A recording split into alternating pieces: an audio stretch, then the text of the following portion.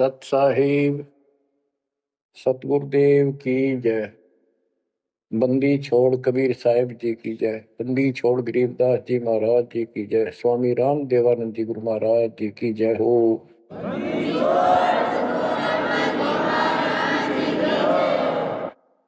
सर्व संतों की जय, सर्व भक्तों की जय, धर्मी पुरुषों की जय। श्री काशी धाम की जय, श्री सुडानी धाम की जय, श्री क्रोथा धाम की जय, श्री बरवाड़ा धाम की जय। सत साहिब परमपिता परमात्मा की प्यारी आत्माओं, परमेश्वर कबीर जी ने आपके ऊपर विशेष रजा की है। आप अमर कथा सुन रहे हो, सत्यनारायण कथा सुन रहे हो, और आप कहीं भी बैठे हो, दाता ने कैसी दया कर दी। चलते फिरते बैठकर परमात्मा का गुणगान सुनो। बच्चों, ये सत्संग जो है ये आध्यात्मिक पढ़ाई है, ये आध्यात्मिक शिक्षा है। इसको समझने के लिए भी काफी समय की आवश्यकता है। जैसे बच्चे स्कूल जाते हैं, यानी 15-16 वर्ष तक तो वो टोटली फ्री होते हैं। अपनी पढ़ाई करो, ट्यूशन लगवाओ, क्लास में पढ़ो। तो ऐसे करते करते वो विद्वान बन जाते हैं, डॉक्टर बन जाते हैं, इंजीनियर बन जाते हैं और बड़ी बड़ी शिक्षाएं प्राप्त कर लेते हैं। इसी प्रकार आपको ये आध्यात्मिक लेक्चर अटेंड करते रहना चाहिए। संसारिक काम भी करो, शिक्षा ग्रहण भी करो, लेकिन ये शिक्षा साथ जरूर ग्रहण करो। इसके बिना सब व्यर्थ है। वो तो सिर्फ पेट के लिए, रोजी रोटी के लिए। जो भी कर्म हम करते हैं सब रोजगार के लिए होता है, और वो रोजगार करते करते नुकसान हो जाता है। सब कुछ करते करते हानि हो जाती है, कोई लाभ नहीं मिलता। इधर कमाते हैं, उधर रोग हो जाता है। यहां से कमाया, उधर खत्म हो गया। तो परमात्मा के चरणों में आने के बाद, इसकी शरण में आ जाने के बाद, तो ये इस तरह के कष्टों को कम कर देगा। परमात्मा की महिमा भी ना सुने, भक्ति ना करें और काम में ज्यादा ध्यान दें, कभी नुकसान ना हो जाए। और वो करते करते हो जाता है, फिर घर के रहते ना गांठ के। इसलिए काम अवश्य करो, पर इसमें नागा ना करो। परमात्मा की महिमा अवश्य सुनो और भक्ति डेली करो। सुबह दोपहर शाम के परमात्मा की स्तुति। आजकल तो अनपढ़ भी कर सकते हैं, मोबाइल घर घर है, उसमें लगाओ आरती सुबह दोपहर शाम की, आराम से सुनो। काम भी करते रहो, खाना बना रहे हो, आरती चल रही है, बहुत बढ़िया, ध्यान आरती में रहेगा। जैसे ड्राइवर गाड़ी चलाते हैं, ड्राइविंग तो बहुत सावधानी का काम होता है, लेकिन उसमें बातें करते रहते हैं, वो चलाता भी रहता है। इसी प्रकार इस समय का ऐसे सदुपयोग करो, श्रवण भी करो, गाड़ी भी चलाओ, तो आरती भी लगा लो। उसके अंदर चलते रहो, सुनते रहो। तो परमात्मा ने आपके ऊपर रजा करने में कसर नहीं छोड़ रखी। और अब आप भी चौकस हो जाओ, सतर्क हो जाओ, समर्पित और दृढ़ हो जाओ। तो बच्चों, ये है वो तत्व ज्ञान। और अभी तक तो हमारे को अध्यात्म का सिर पैर भी ज्ञान नहीं था।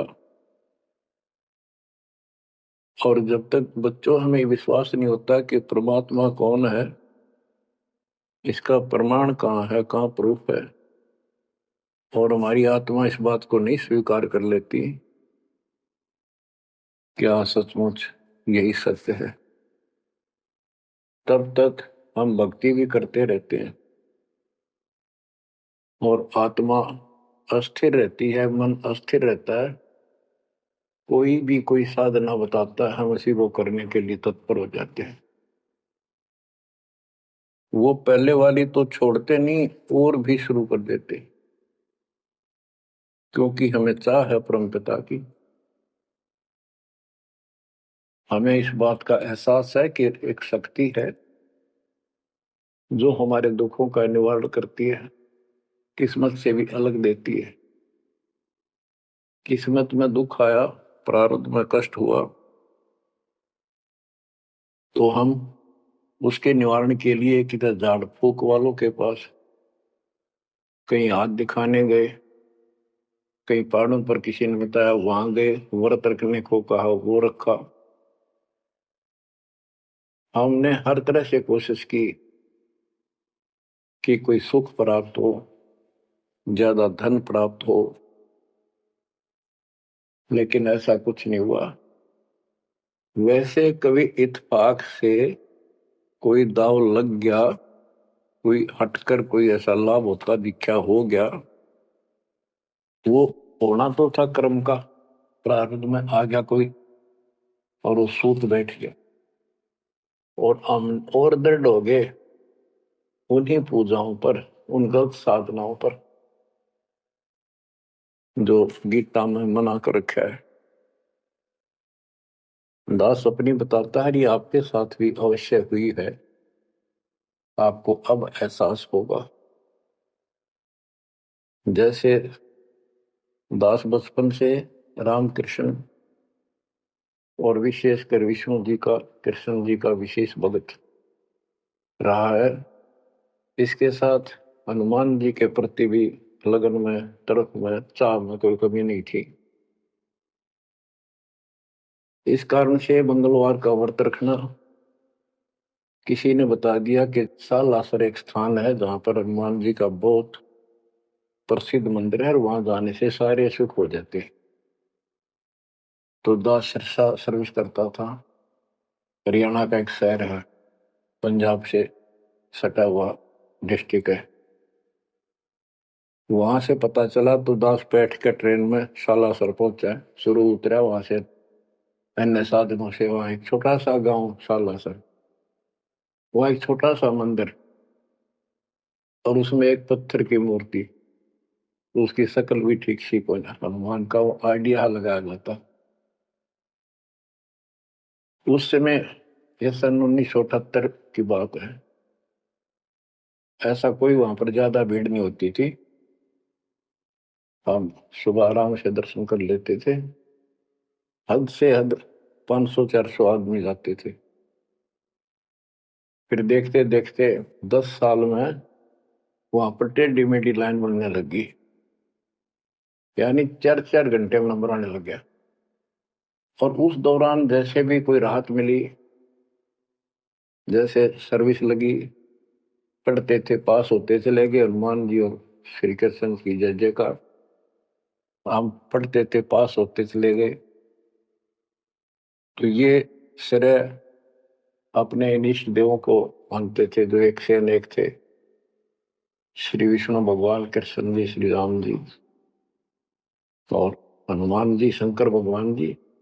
यानी शंकर भगवान जी को पीछे नहीं रखते थे, और ये बता रखा था अगर माँ की भक्ति नहीं करनी, इसको विशेष ध्यान नहीं देते थे इसके ऊपर। फिर भी पास हुए, सर्विस लगी, पुत्र प्राप्त हुआ, फिर संतान होती चली गई, और इतनी खुशी हुई कि सारा कुछ हनुमान जी ने, श्री कृष्ण जी ने, विष्णु जी ने कर दिया। और ये देख रहा है दास के जो कबीर नास्तिक है उनके भी सुख हो रहे थे। तो बात ये है, अब पता चला कि ये साधना वो सुख देने की थी नहीं जो हम इन कैशर कर रहे थे, यकीन से होगा इनको श्रेय दे रहे थे। तो बच्चों, कबीर पीछे लग गया जाऊं था मैं लोक वेद के साथ, मार्ग में सतगुरु मिले, दीपक ले दिया हाथ। इस भक्ति के सफर में हम लोक वेद के आधार से इधर उधर भटक रहे थे, सही मार्ग मिला नहीं था और कभी भी मंजिल प्राप्त नहीं कर सकते थे। ठीक है, हमारी तड़प थी तो भगवान भी मिले। जैसे वेदों में प्रमाण है, ऋग्वेद मंडल नंबर 9 सूक्त चम्मन मंत्र 3 में कि परमात्मा सबसे ऊपर के लोक में बैठा है।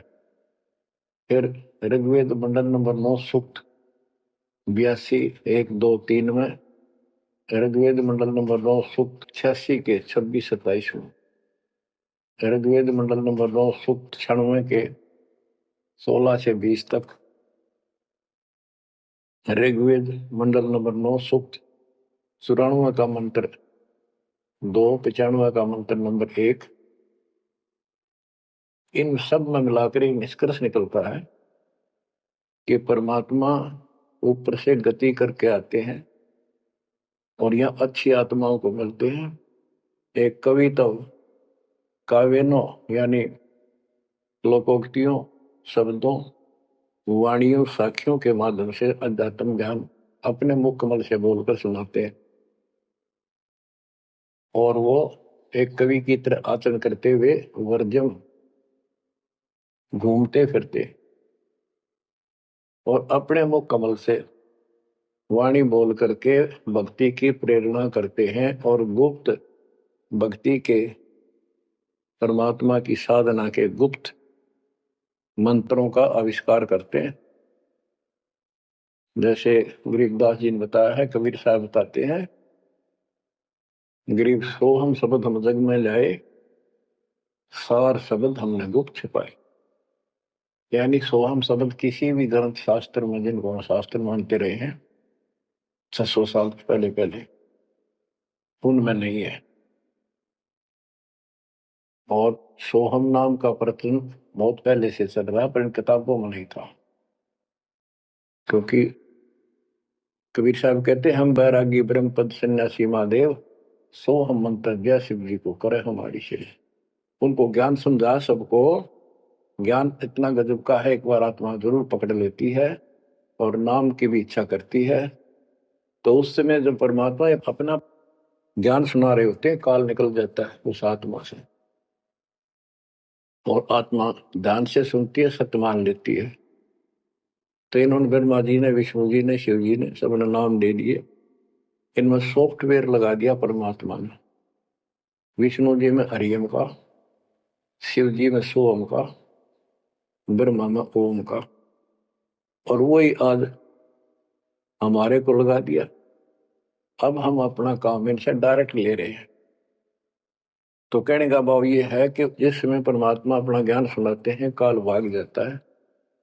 परमात्मा के वहां से आते ही काल प्रवेश कर जाता है, उनकी बुद्धि को फेर देता है। इसी कारण से दोबारा इन्होंने परमात्मा की वाणी सुनी नहीं, विचार नहीं सुना और ये धोखा खा गई।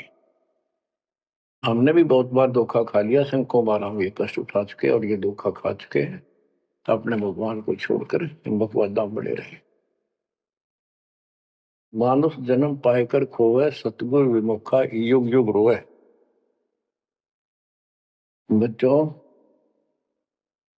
गिरीश सतगुर संगत छोड़कर लाख वर्ष जप कीन, इंद्रिय क्रम ना मोक्ष होए, अरे काल के आदि। जैसे आपको बार बार समझाया जाता है कि सतगुरु से विमुख होने के बाद हम आज से 600 वर्ष पहले परमात्मा से विमुख हुए थे। उसके बाद हम पता नहीं किन किन धर्मों में जन्मे, कभी भक्ति की कभी ना की।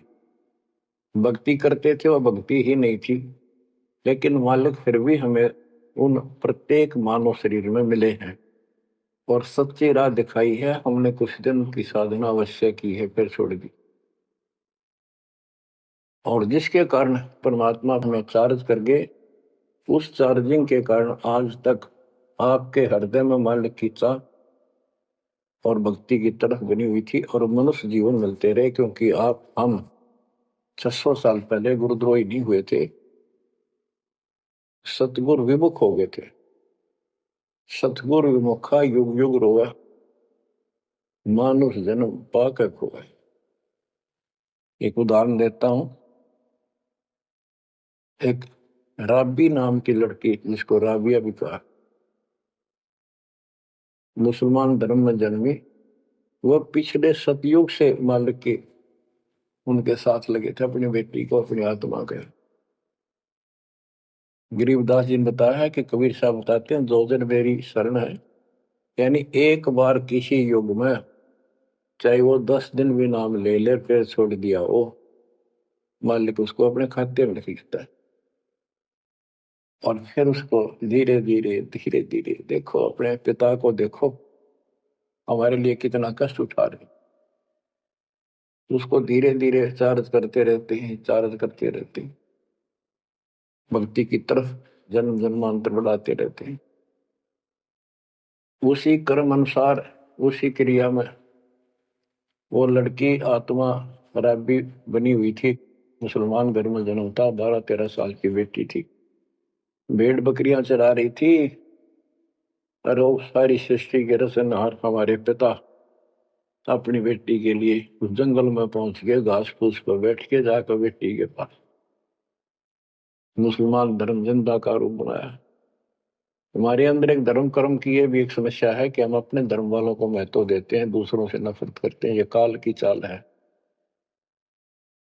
इसलिए दाता सौ सब क्षेत्र में करूं अपने धन के काज, हिरण्यकशिपु जो मार दूं नरसिंह धर के साथ। इब्राहिम सुल्तान दम के बंदी बन के चले गए, एक नौकरानी बन के चले गए। क्या पड़ा था उनको? कोरडे खाए, नौकर बने, अपने बच्चे को नरक से निकालने के लिए। कि तुम बालक हो, बुद्धि छोटी है, बच्चे की बुद्धि इतना काम नहीं करती, इस ज्ञान से आपकी बुद्धि विकसित होगी, आप कुछ दिनों में संकेत समझने लग जाओ। अब जैसे राबी को मालिक ने समझाया, तो बच्चों परमात्मा अपनी उस बेटी, उस आत्मा के राबिया के पास जाकर बैठ के जंगल में गर्मी सर्दी घास फूस के ऊपर बैठ के और उसको समझाने लगे, बेटी भक्ति किया करो। तो बच्ची थी, जैसे उस धर्म के अंदर जन्मी थी, उसमें जो साधना बताते थे उसको कहती कि हम करते हैं, ऐसे करते हैं, नमाज करते हैं, ईद बकरीद मनाते हैं। तो परमात्मा ने उनको काफी समझा, कई दिन लगातार जाते रहे, ये चले जाते फिर आ जाते। अंत में लड़की ने स्वीकार कर लिया, भगवान मुझे वो सच्चा राह बता दो जिससे मोक्ष मिले। परमात्मा ने उनको मंत्र दिए, ये मंत्र दे दिए पांचों, लेकिन ये नहीं बताया ये किस किस के हैं, क्योंकि इसके बताने की जरूरत भी नहीं है। या तो चाबी है, किसी भी खजाने की है या कोई और सामान वाले की है, उस ताले के लाओ खुल जाएगा और उसमें वो सामान आपको मिल जाएगा।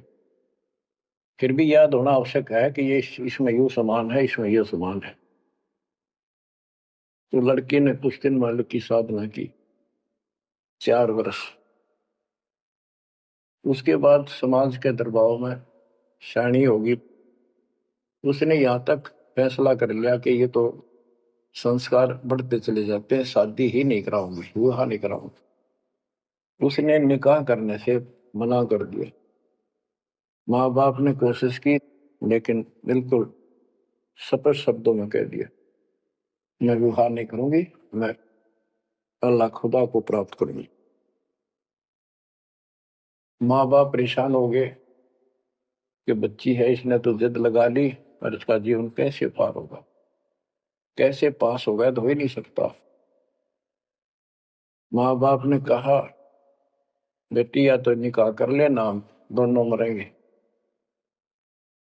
लड़की ने सोचा, चल माता पिता की हत्या का क्यों सिर पर दोष दूं, आगे अपने पति से बात कर रहे हैं। निकाह हो गया। मुसलमानों के अंदर लड़की से अपनी राय पूछी जाती है विवाह के समय कि क्या आपको ये निकाह कबूल है। लड़की यस कर देती है तो विवाह होता है, न तो नहीं होता। ये स्वतंत्रता बेटी को है। उसने यस कर दी, विवाह होगा। उनका पति बहुत बड़ा अधिकारी था, अफसर था, साहब था। मुसलमानों में एक से अधिक विवाह भी हो जाते हैं, सामान्य बात है। तो उसने यही विचार किया था कि तो शादी और कर लेगा, वहां दबाव बनाऊंगी ना तो मर जाऊंगी और क्या इलाज है। तो उसने अपने पति से अपना उद्देश्य बता दिया, मैं भक्ति करना चाहती हूँ, मेरी कतई तमन्ना नहीं है कोई शादी और बच्चे पैदा करने की। यदि आप मेरे साथ जबरदस्ती करोगे तो मैं सुसाइड करूंगी। उनका पति भगवान से डरने वाला मुसलमान था, वास्तव मुसलमान था। उसने कहा, राबिया आपने निकाह कबूल क्यों किया, ये बता। उसने कहा कि मेरी मजबूरी थी, मेरे माता पिता मर जाते, मैं वो दोष नहीं लेना चाहती थी, उनका भी काम बन गया। कि आप बताओ आपका क्या इरादा है। मेरा फाइनल है, या तो मौत या अपनी भक्ति करूंगे। इतना दृढ़ विश्वास देखकर उसने कहा कि राबिया कोई बात नहीं, आप भक्ति करो, मैं अल्लाह के मार्ग में बात नहीं बन सकता, मैं भी भगवान से डरने वाला हूं। लेकिन जैसे आपकी लोक लाज के कारण आपके पिता की समस्या प्रबल थी, इसी प्रकार समाज हमारा भी है, लोक लाज हमें भी है। आप मेरी दृष्टि में, मेरी तरफ से तो मेरी सिस्टर होगी, समाज की दृष्टि में मेरी वाइफ बनकर रहना होगा। वो बोली मुझे मंजूर है। उसके लिए अलग व्यवस्था कर दी, अपनी भक्ति कर, किसी चीज की कमी नहीं आने देंगे। उसने अपनी और शादियां कर ली। अब वो 50 साल की होगी, सब देखा कि ये तो बिल्कुल देवी का रूप है, पलक भी उठाकर नहीं देखती। ये पिछले संस्कार थे, वो बैटरी चार्ज थी, उसमें चाह थी, आगे बैटरी लगी नहीं है, धीरे धीरे नष्ट होगी। या रोड मारा काल मारी, ये बहुत बड़ा षड्यंत्र है। सतगुरु कबीर साहब ने इसको कोई खोल नहीं सकता, इसे बचा भी नहीं सकता। इसलिए सतगुरु की शरण नहीं छोड़नी चाहिए। उसने अपने पति, जो संसारिक दृष्टि के पति से कहा कि मैं हज करने जाना चाहती हूँ। उसके पति ने कहा, बहुत खुशी की बात है, मुझे पुण्य मिलेगा आपके सहयोग में, और कोई व्यवस्था ऊंट घोड़े की करवा देता हूँ, उस पर आराम से बैठ कर जाइए। बोली नहीं, मैं पैदल जाऊंगी, क्योंकि ये आस्था हमारी भगवान के प्रति अहंकार में नहीं, ऐसे जावा तो और बढ़िया है, ये वो शुरू से धारणा है। उस समय साधन भी नहीं होते थे, ऊंट घोड़े होते थे, रेगिस्तान में ऊंट ही चलते थे। वो बोली नहीं, मैं पैदल जाऊंगी। राबिया पैदल जा रही थी, रास्ते में कुआं था, उसमें बाल्टी और रस्सा नहीं था। एक कुतिया वहां पर बहुत बुरी तरह रो रही थी, कभी कुएं की तरफ जा रही थी, राबिया के चरणों की तरफ आ रही थी। वो समझ गई कि प्यासी है और साथ में बच्चा है, मरेगी की, बच्चे भी मरेंगे। आओ देखा ना ताओ देखा, दया बिना दरवेश कसाई। वो दरवेश थी, संत थी, दयालु थी, असली मुसलमान थी। उसने अपने बाल पाड़े सिर के, रस्सी बनाई लंबी, वो 100 फुट नीचे पानी होता था, और फिर अपने कपड़े निकाल कर शरीर के उसके बांध कर नीचे भिगो के बाहर टपकाए, निचौड़े एक मटके के टूटे हुए पात्र में। कुतिया ने जी भर का पानी पिया, और लड़की ने अपने जो सिर के बाल पाड़े, थोड़ा बहुत खून निकला था, रक्त, ब्लड को साफ किया, कपड़े पहन लिए, मक्का के लिए चलने लगी। वो मक्का उठ के कुएं के साथ आकर खड़ा हो गया। लड़की ने तो जाना ही मक्का में था, एकदम प्रवेश कर गई। उधर इब्राहिम सुल्तान अदम की पहले बॉडी में वो आत्मा गई हुई थी, क्योंकि परमात्मा उनको भी प्रेरित करते हुए आ रहे थे। जो इब्राहिम सुल्तान अदम बाद में सम्मान बना, तो जिनको ये ज्ञान हो जाता था, वो अपने धार्मिक मेलों में जरूर जाते थे औरों को समझाने के लिए। तो इब्राहिम सुल्तान अदम वाली आत्मा वहां गई हुई थी, लोगों में चर्चा हुई, वे मक्का गया कहाँ। हद होगी, मंदिर ही नहीं है यहाँ पर। तब अब्राहिम सुल्तान अदम कहता है, गरीबदास जी बताते हैं, सुल्तान अदम मक्के गया, मक्का नहीं मकान, गया रांड के लेन को यूं कह अदम सुल्तान। लोग बोले रे क्या बोल रहा था, फिर इतने में वो मक्का वापस आ जाता है। और उसमें से राबिया निकली। राबिया देखी, लोग भाग कर प्रवेश किया, देखा तो एक राबिया ने, एक लड़की, उसने अपना परिचय दिया।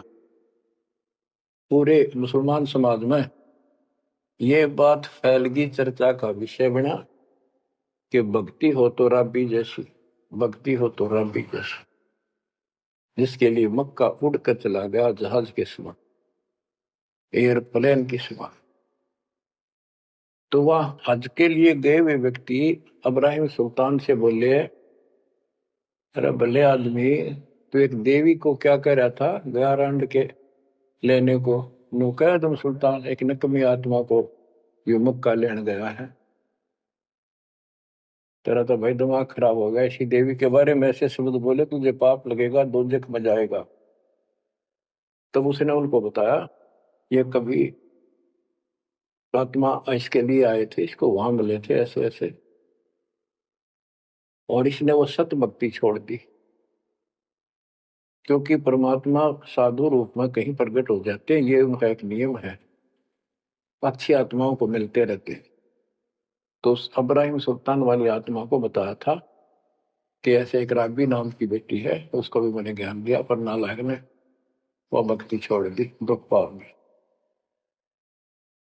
तो उसने बताया कि इसको सत भक्ति मिली थी, डरे डोना ही है यार, उस पिछली साधना के कारण ये सब कुछ हो रहा है। परंतु उन लोगों के अबन में कहाँ समाने वाली थी अब बात, दो अक्षरों में। उस जीवन को पूरा करके वो लड़की, वो आत्मा अगले जन्म में एक बांसुरी नाम की लड़की बनी, जन्म हुआ, धार्मिक शब्द सुनाया करती थी, बड़ी प्रबल, क्योंकि प्रेरणा थी, उसमें भी अनमैरिड रही वो। और यहां तक विचार कर लिया कि ये सुना है मक्के में जो मरता है वो सीधा जन्नत में जाता है, स्वर्ग में। तो इससे बड़ी अवसर कहाँ मिलेगा, अगर दोस्ता होगी। मक्के में अपनी गर्दन काट दी और चढ़ा दी, सब जगह ये चर्चा होगी,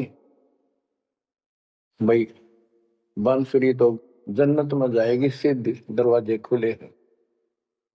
अब बताओ, वो तो लोक वेद था, तत्व ज्ञान क्या कहते हैं।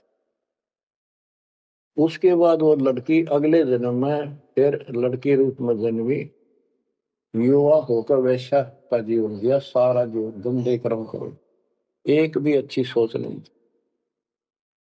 छोड़ दिए कर्म काल में। मानुष जन्म पाएकर खोए, सतगुर विमुखा युग युग रो। वो फिर मर गई उस गंदे जीवन को भोग के, पाप इकट्ठे करके ढेर लाग।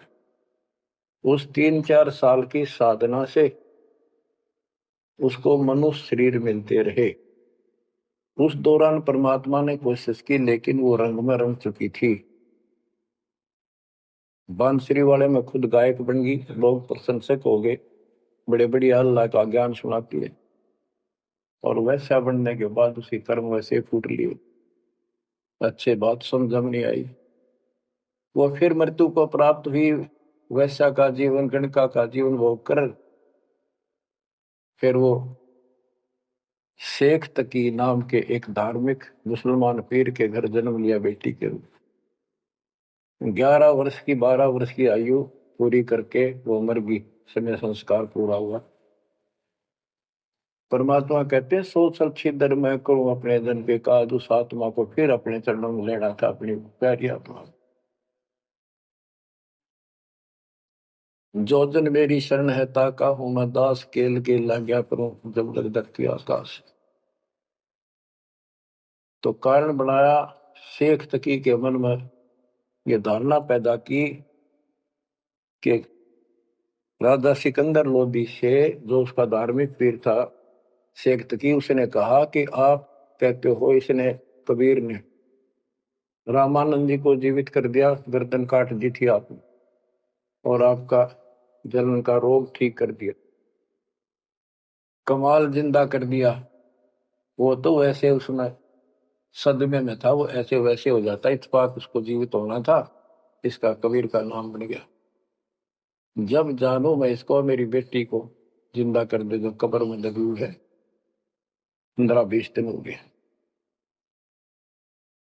तो कबीर साहब से कहा गया, कबीर साहब ने कहा कि आसपास के लोगों को बता दो कि आ जाओ, एक कमाल होगा। उस शेख तकीर ने ढिंढोरा पिटवा दिया कि इसकी बेइज्जती हो तो छक्का हुआ है, मूर्ख बना रहा। उधर कबीर साहब ने कह दिया कि भाई खूब बुला लो, आसपास जितने बुला सकते हो, सबके सामने देखते हैं परमात्मा की क्या रजा होती है। हजारों व्यक्तियों के सामने कब्र फुलवा दी, उसमें 100 पड़ा था। कबीर साहब ने कहा एक शेख तकी की बेटी जीवित हो जा, लड़की नहीं जीवित हुई। फिर दोबारा कहा, फिर भी जीवित नहीं हुई। शेख तकी नाचन लग गया, खुल गई पोल डोंगी की। देखो ये बकवाद करता था, सुन लो भाई, है डोंगी पाखंडी झूठा। तो परमात्मा ने कहा कि शेख तकी तू कोशिश कर ले। तो और दूसरे बोले जी ये कुछ करने दोगा होता था, अपनी बेटी ने कौन मिट्टी में दाबा है, आपका दया करो। तब कहा है कबीर की बेटी जीवित हो और बाहर आ बेटा। इतना ही कहना था, सारा शरीर में कंपन हुई, डेड बॉडी जीवित होगी, और उठ के बेटी बाहर आ गई। मालिक के चरणों में मस्तक टेका। 1.5 घंटा तक अपनी पिछली गलतियां और कबीर भगवान की समर्थता सबके सामने बताई, और कहा कि ऐसे ऐसे मुझे ये भगवान मिले थे अल्लाह, ये खुद अल्लाह अकबर है, पूरी सृष्टि के रचने वाले, सबके दुख दूर करने वाले। मेरे कर्म फूट गए, मैं इनको छोड़कर ऐसे ऐसे गंदे जीवन जी के मैं आज फिर इनकी कृपा हुई, मेरे जीवन शेष नहीं था। पशु पक्षी बनने वाली लाइन में खड़ी थी, ये परमात्मा वहां पहुंचे और धर्मराज के दरबार में मुझे पेश किया, वहां से मेरे कागज निकाल दिए और मुझे साथ लेकर यहाँ आके छोड़ा। बोलो सतगुरु देव की जय हो, बंदी छोड़ कबीर साहिब की जय हो।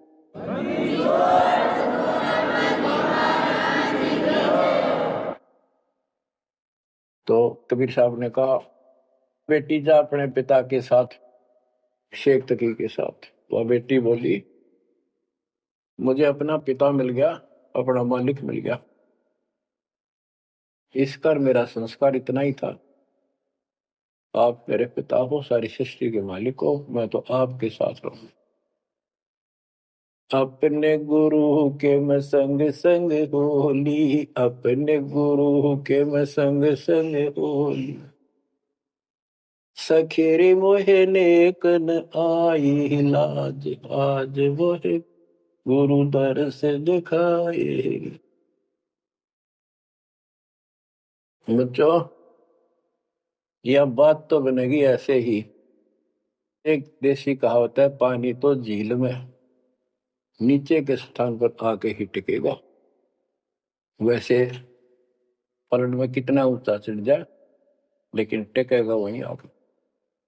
मन का तूफान बकवादों का, कहीं धक्के खा लो, आके बात बनेगी सतगुरु शरण। गरीबदास जी कहते, गरीब सतगुरु संगत छोड़कर लाख वर्ष जब की, इंद्रिय कर्म ना मोक्ष हो, रहे काल के अच्छी है। सतगुरु पूर्ण संत की संगत छोड़कर चाहे लाख वर्ष तक ये जप करते रहियो, चाहे ये जाप करते रहना, इसका कोई यूज नहीं होगा, क्योंकि कनेक्शन कट चुका होगा, मर्यादा भंग होगी। गुरु बिन माला फेरते, गुरु बिन देते दान, गुरु बिन दोनों निष्फल है, वो व्यर्थ जाएंगे। तो बच्चों परमात्मा हमारे लिए भटक रहे हैं, इन पिछली गलतियों से सबक लो, इनको फिर से ना दोहराना। जैसे आपको बताया है कि कबीर भगवान है, ये सारी सृष्टि के रचने वाले हैं, ये हमारे पिता, हमारे जनक है, हमारे कष्टों को दूर करने वाले, संकट मोचन यही है। लेकिन हम इनको छोड़कर अन्य उपासना करते रहे हैं। जैसे गीता अध्याय 16 श्लोक 23 और 24 में स्पष्ट कर दिया है कि शास्त्र विधि को त्याग कर जो अपनी मर्जी से, इच्छा से मनमाना आचरण करते, मनमानी साधनाएं करते हैं जो शास्त्रों में प्रमाणित नहीं है, उनको न तो कोई सुख हो, न कोई सिद्धि प्राप्त हो, कार्य सिद्ध हो जिससे, और न उनकी गति यानी मोक्ष हो। तो भक्ति करते इसी के लिए है। ये तीनों नहीं हुए तो उस भक्ति का फायदा क्या, जड़े ढोने वाली बात। तो बच्चों, आपको बताया सभी वेदों और ग्रंथों से सिद्ध कर दिया कि कबीर भगवान है। वेदों को तो पूरा विश्व मानता है और हिंदू समाज तो इस पे कुर्बान है। उसके बाद दूसरा नंबर गीता, वेदों से भी प्रथम आ चुकी है वर्तमान में, क्योंकि इसमें ज्ञान बिल्कुल संक्षिप्त में और बहुत तिरपाई सीरीज में। तो इसलिए इनमें सबसे आपको प्रमाणित कर दिया कि कौन सी भक्ति करनी है, कौन सी ना करनी है। गीता अध्याय 16 के 23 में तो बता ही दिया कि शास्त्र विधि को त्याग कर मनमाना करते उनको कोई यूज नहीं। 24 में कहा कि इससे तेरे लिए अर्जुन शास्त्र ही प्रमाण है, कर्तव्य जो साधना करने योग्य है और अकर्तव्य जो ना करने वाली है, इन्हीं के आधार से करो। गीता अध्याय 9 श्लोक 25 में कहा कि भूत पूजने वाले भूतों को प्राप्त होंगे, पितर पूजने वाले पितरों को प्राप्त होंगे, देवताओं की भक्ति करने वाले देवताओं को प्राप्त होंगे, और मेरी भक्ति करने वाला मुझे प्राप्त होगा। अपनी साधना का पूरी गीता में 8वें अध्याय के 13वें श्लोक में एक मंत्र बताया है, ओम इति एक अक्षर ब्रह्म व्यवहारण माम अनुसमरण यह प्रयाति तजन देव से याति प्रभाव। मुझ ब्रह्म का केवल एक ही मंत्र है जिसका जाप करना अंतिम शास्त्र जो इसकी साधना करता है वो मेरे से, इस ओम से प्राप्त होने वाली गति को प्राप्त होता है। वो गति कौन सी है, इसके लिए आपको, क्योंकि ये एक लेक्चर है, पीरियड है जो दास आपको दे रहा है, और इसमें टीचर पहले दिन से लेकर 1 साल तक यह पढ़ावा है, तब जाकर के बच्चों के दिल में स्वभावत है। 100 बार पढ़ा ले तो भी पढ़नी पड़ती है, तभी उसके ऊपर विश्वास उतर जाता है, वो हृदय में जम जाती है। श्री देवी भागवत के 6ठे स्कंद में हिमालय राजा को देवी, वो देवी का परम भगत था, कुछ बातें नहीं हो रही थी, तो उसने कहा मुझे मोक्ष दो। धन तो बहुत दे दिया आपने, तो उसने कहा मोक्ष, ये झूठ बोले न ज्ञान तहनी, और उस भक्ति का ज्ञान इनको, क्योंकि उन्होंने वो खत्म कर दिया जो मूल ज्ञान था, सूक्ष्म वेद का वो पार्ट हिस्सा। तो इसने कहा कि ओम का जाप कर। राजा हिमालय से श्री देवी ने कहा, दुर्गा ने, ओम का जाप कर और सब बात छोड़ दे, वो ब्रह्म दिव्य आकाश रूपी ब्रह्म लोक में रहता, उस ब्रह्म को प्राप्त हो जाओगे, तुम्हारा कल्याण हो। गीता अध्याय 8 श्लोक 16 में बताया है कि ब्रह्मलोक में गए वे भी सब पुनरावृत्ति में है। गीता चारों वेदों का सारांश है, ये वेद है। जितना इसमें वेदों वाला ज्ञान है वो सत्य है, कुछ काल ने अपना मिलावटी किया है, वो अलग दिखाई देता है। वो केवल युद्ध कराने के लिए अटकलबाजी इसने की है और बीच में अपना तड़का भी लगाया है। वो साफ निर्णय हो गया, क्योंकि सूक्ष्म वेद सब कुछ है, उससे सभी छट गया अलग अलग से, ये गलत है ये ठीक है। तो ब्रह्म लोक में गए हुए भी पुनरावृत्ति में पुनर्जन्म होता है, गीता अध्याय 4 श्लोक 5 में इसने स्पष्ट कर दिया, तुम तेरे मेरे बहुत जन्म हो चुके हैं, तू नहीं जानता नहीं। गीता अध्याय 2 श्लोक 12 में यही 10 के 2 में बताया कि मेरी उत्पत्ति तो हुई है, लेकिन ये ऋषि देवता नहीं जानते, क्योंकि ये मेरे से उत्पन्न हुए। फिर उस ज्ञान को जैसे जहां से शुरुआत हुई थी कि परमात्मा सतलोक से सबसे ऊपर के लोक में रहता, वहां से चलकर गति करके आता है, अपना सच्चा अध्यात्म ज्ञान खुद बोलकर बताता है। गीता अध्याय 4 श्लोक 32 में, ये कोड वर्डों में है गीता ज्यादातर, उसमें बताया कि जो ज्ञान ब्रह्मणे मुखे सचिदानंद घन ब्रह्म ने अपने मुख कमल से बोली वाणी में बोला है, उस वाणी में विस्तार के साथ लिखा है, उससे ये पूर्ण मोक्ष होगा, फिर कभी जन्म मरण नहीं होता।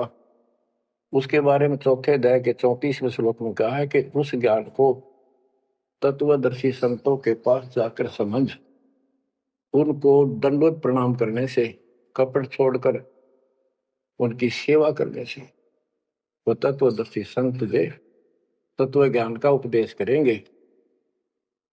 गीता अध्याय 15 श्लोक 1 में स्पष्ट कर दिया है, जो इस उल्टे लटके हुए संसार रूपी वृक्ष के सभी विभाग का नारा नारा ज्ञान बता देता, सभी विभागों का पार्षद सवेदवित व वेद के तात्पर्य को जानने वाला है। गीता अध्याय 15 श्लोक 4 में कहा है कि उस तत्व ज्ञान के प्राप्त होने के पश्चात उस तत्व ज्ञान रूपी शस्त्र से इस अज्ञान को काट कर, यानी तत्व ज्ञान को ठीक से समझकर उसके पश्चात परमेश्वर के उस परम पद की खोज करनी चाहिए, जहां जाने के बाद साधक फिर लौटकर संसार में कभी नहीं आते, और उसी की भक्ति करो जिसने सारे संसार रूपी वृक्ष को बनाया है, सृष्टि रची है। बच्चों, ये है वो तत्व ज्ञान, ये है वो मूल ज्ञान, सार ज्ञान निष्कर्ष निकाल के रख दिया गया है। अब गीता बोलने वाले ने कहा है कि उस तत्व ज्ञान के अंदर सब कुछ निष्कर्ष है, उसको समझो। यही कुरान शरीफ के अंदर, कुरान मजीद के अंदर सूरत फुरकानी 25 आयत 52 से 59 में यही स्पष्ट किया है, वो कबीर नाम का परमात्मा है जिसने सारी सृष्टि रची, जिसने सब आपको संतान माता पिता का रूप दिया, सबके कर्मों को वो काटने वाला है, सबके कर्मों को ठीक से जानता है। 6 दिन में सृष्टि रच के जो 7वें दिन तख्त पर जा विराजा, उसकी खबर किसी बाखबर से पूछो। गरीबदास जी कहते वेद कतेब एक है भाई, और वेद कतेब का ज्ञान है दूर, वो संतों का मार्ग दूर। ये अधूरा ज्ञान है, जब इसमें स्पष्ट है ही नहीं, जब ये कह दिया कोई और बताओगा तो वो और अब आपके सामने है, आपको प्राप्त हो चुका है। अब भी बच्चों नहीं समझोगे तो कौन सी विधि अपनाएं जो आपकी आंखें खोले। कबीर द्वार धनी के पड़ा रहे, धक्के धनी के खावे, 100 काल झकझोरी पर द्वार छोड़ नहीं जावे। अब आपने इतना करना है, इस ज्ञान को समझकर मालिक से दूर ना होना, सतगुरु विमुखा मत हो जाना। इसमें आपको अच्छा लगे चाहे कोई कष्ट लगे, वो कष्ट भी गॉड गिफ्ट होगी। हो सकता है पता नहीं कौन सा पाठ सा कष्ट आपका हल्के में टल रहा हो, पर जल्दी ना करया करो, और तो धरती पर कहीं जा रही हो तुम्हें कभी राहत नहीं मिलेगी। तो बच्चों, मानत ना मन मोरा साधो, मानत ना मन मोरा रे, बार बार मैं ये समझाऊं जग में जीवन थोड़ा रे, बार बार मैं ये समझाऊं जग में जीवन थोड़ा। दुविधा दुर्मति चतुराई में जन्म गया नर तोरा रे, अब भी आने में लो सत्संग में, करो गुरु ज्ञान पर गौरारी। अब भी आने मिलो सत्संग में, करो गुरु ज्ञान पर गौरारी। शरण पड़े को गुरु संभाले, जानिक बालक भोला रे। कह कबीर तुम चरण चित राखो, जो सोई मैं डोरा रे। कह कबीर तुम चरण चित राखो, जो सोई मैं डोरा रे। मानत ना मन मोरा साधो, मानत ना मन मोरा रे। बार बार मैं ये समझाऊं, जग में जीवन थोड़ा रे। बच्चों, जैसे धागा सुई में चिपका रहता है, ऐसे लटके रहियो परमात्मा के दास के चरणों, मोक्ष मिलेगा सत साहिब।